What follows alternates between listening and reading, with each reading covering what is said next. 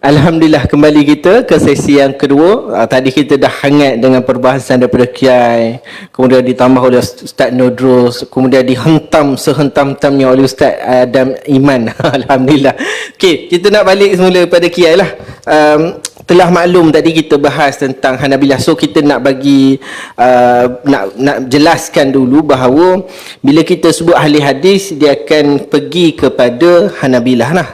Tetapi bila sebut Hanabilah tu sendiri, dia bagi pada dua, fudalat Hanabilah dengan ghulu Hanabilah. Fudalat tu yang sama dengan Asy'ariyah yang kita sebut, bahawa pegangan Asy'ariyah ada dua, tafwid dengan takwil, iaitu tetap di atas manhaj usulnya adalah iaitu tanzih, menyucikan Allah Ta'ala daripada makhluk. Tapi ghulu ni dia dah terlebih lah, melampau sikit lah. So nak tanya Kiai lah, Ibnu Taimiyah ni dari segi kitabnya, penulisannya, perbahasannya, di belah yang mana? Dia Hambali asalnya, kemudian perbahasannya tu ghulu Hanabilah ataupun fudalat Hanabilah. Okey. Bismillahirrahmanirrahim. Membincangkan tentang Ibnu Taimiyah. Beliau adalah ulama yang pakar di bidang hadis pun pakar, di bidang fikah pun pakar, usul fikah pun pakar. Tetapi kita mesti mengakui bahwa beliau memiliki kesalahan-kesalahan, sama ada dalam akidah maupun dalam fikah, yang kata Imam Abu Zur'ah al-Iraqi mencapai 60 masalah yang melanggar atau bercanggah dengan ijma'. Nah, tentang Ibnu Taimiyah, kita tidak akan mengatakan beliau ini 100% Ahlussunnah wal Jamaah. Ada banyak akidah beliau yang bermasalah. Bahkan kalau kita mau jujur, kita mau teliti, tahqiq, sebenarnya Ibnu Taimiyah ini mudharib. Iya, mudharib, betul. Kalau ada tak? Dia memang dalam satu masalah dia hantam tafwid, hantam takwil, hantam tafwid. Tapi kalau kita mau tahqiq, berapa banyak kalam beliau yang isyarat kepada tafwid. Dan saya pernah tulis itu di dalam satu Facebook, ya, di Facebook, tentang bahwa kalam Ibnu Taimiyah yang sharih itu tafwid. Tapi kata kawan-kawan dari Salafi Wahabi ini bukan tafwid makna, tapi tafwid kaifiyah. Atau ini hanya nukil saja, tidak bermakna bersetuju. Nah, ini kan kacau kalau sudah seperti ini kan.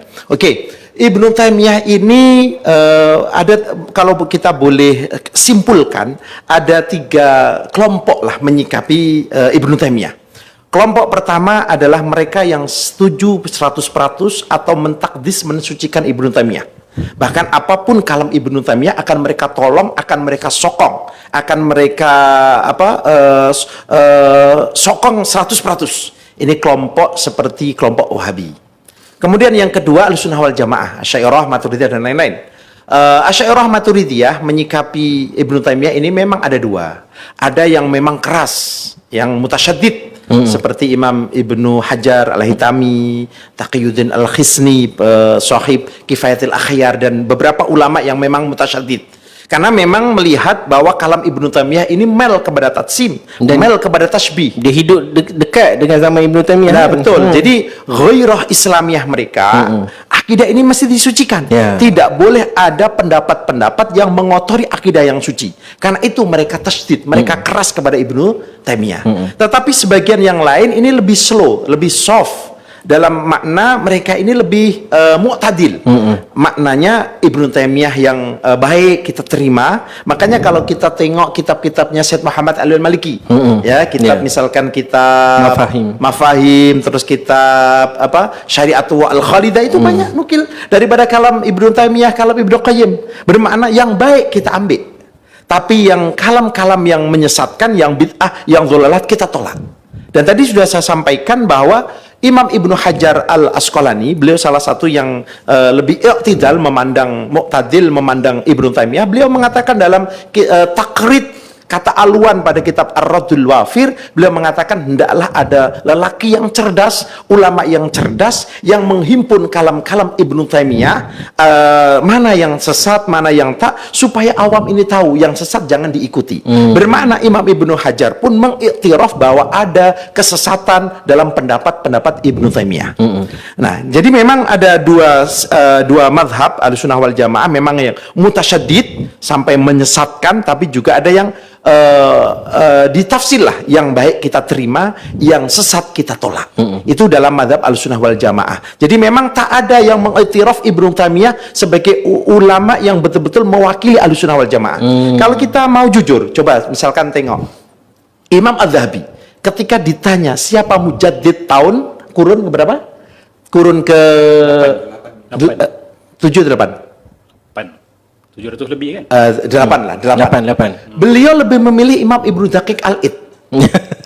Dan tidak ada ulama sebelum munculnya Wahabi yang sikit pun tak ada, satu pun tak ada yang mengatakan Ibnu Taimiyah sebagai mujaddid. Mujaddid ini satu pengakuan, pengiktirafan yang bermakna akidahnya lurus.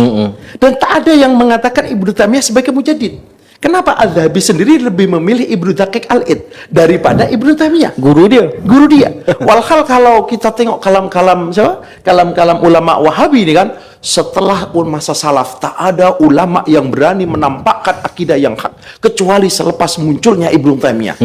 Tapi tak ada satupun ulama yang mengatakan bahwa Ibnu Taimiyah adalah mujaddid. Tak ada, kecuali Muhammad Abduh itu saja ulama-ulama mutakhirin, tapi ulama dulu tak ada. Ini menunjukkan bahwa memang akidah Ibnu Taimiyah bermasalah. Walaupun dari sisi yang lain beliau ada kebaikan, ada manfaat, kita akui itu. Tetapi kita juga mesti secara jujur mengakui bahwa memang ada yang bermasalah daripada akidah Ibnu Taimiyah. Ahli sunnah kita ni, kita kata ada yang tasyaddud, ada yang mu'tadil lah. So yang mu'tadil ni kita kata ada, walaupun kata mu'tadil tapi tak terima yang sesat. Tetap tapi tak terima. Wahabi itu pergi yang tak sesat ke pergi yang sesat? Wahabi 100% ditolong semua itu. Oh iya, dia makanya semua tadi saya katakan yang bahwa Ibnu Taimiyah ini dikedudukan seperti makomnya Nabi.